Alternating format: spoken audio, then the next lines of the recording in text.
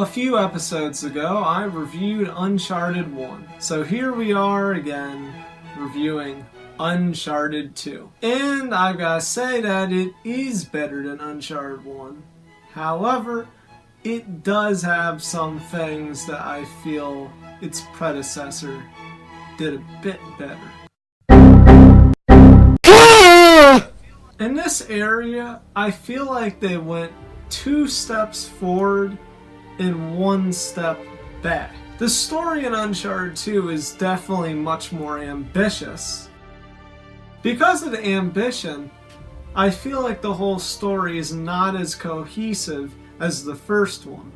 The first one was a nice, simple story, and it all takes place on the same island. Uncharted 2 seems to be all over the place in terms of settings. And not only that, there are a lot of plot holes. For example, there's an enemy you fight on the train, and he clearly is not wearing any body armor. He's just wearing a vest with no sleeves. He doesn't have any superpowers. He doesn't have any supernatural abilities. Nothing.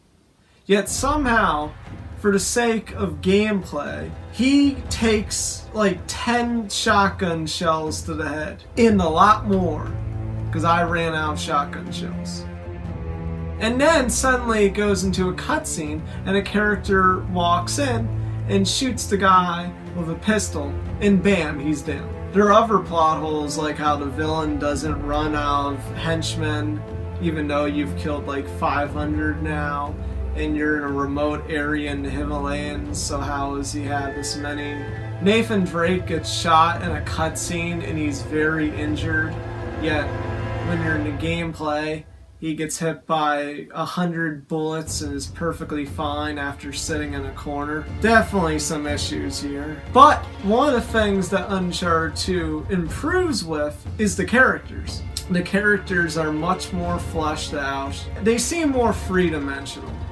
So I definitely have to praise them on that. The villain seems more interesting. The side characters are more interesting. But the overall plot is just a bit less held together. Like the story, the set pieces are more ambitious than they were in the previous installment. There are these cool temple areas I went into that I was very impressed by because of the detail that was put into them. They of course tried to throw in a bunch of action set pieces, and those were neat. Or, well, not really that neat. I'm going to tell you why in a later segment in this review. I was really impressed in this one segment of the game in which you are in a collapsing building. I was really amazed just because of the whole coding, programming, and just graphical crap they had to do to get that scene to happen. And it was absolutely amazing looking, being in a collapsing building. Holy shit, that is one of the coolest things I've seen in a long time in a video game. Now the gameplay here, I'm just not feeling it. I mean, it's usual third-person shooting stuff. That's the bulk of the game. You have some pretty decent climbing sections and some semi-puzzles. But the bulk of the game is just shooting at stuff. And it gets kind of old because the combat just isn't that interesting in the first place. It's not like Metal Gear Solid 5 in which they made the gameplay so good that you can just keep on doing the same stuff for a really long period of time and just have a lot of fun. The combat is just not very interesting in this game. That's really what it boils down to. It's very standard third-person shooter gameplay. The thing that really stuck with me after completing the game is that when I went into the in-game statistics, it said I died 150 times over my 8-hour adventure. And it certainly felt like that. Now, I'm not a terrible video game player. I'd say I'm pretty competent. I did beat Dark Souls, and I quite enjoyed it. So I'd say that's proof against that theory. And I'm not gonna say Uncharted is a difficult game, it's not. But the problem with me dying 150 times in this game as opposed to other games, it's what Uncharted wants to accomplish. And that is adrenaline-packed, tense moments. But that doesn't happen to me.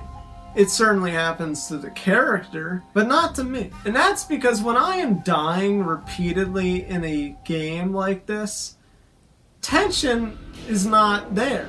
Because every time you die, you can have the most amazing set piece with the most over-the-top action, but if I die, suspense is lost, and now I'm like, oh, gotta do that again.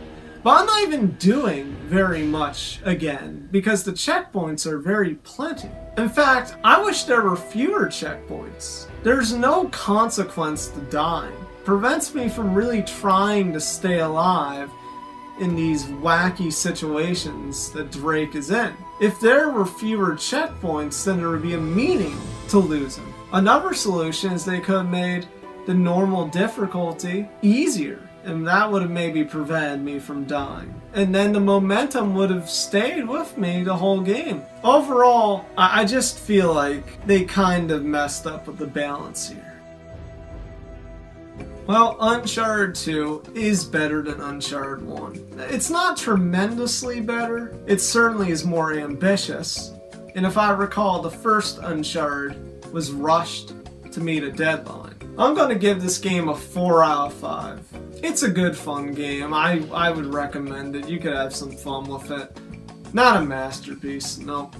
Not that. On the top games list, it is going to be number 2, stealing Uncharted 1's spot, because I said it is better than Uncharted 1, so it kind of has to be ranked higher. Next week, I will be reviewing Super Mario RPG, The Legend of the Seven Stars. Will I be saying Mamma Mia a lot? Find out next episode on the crusade for the best video game ever made.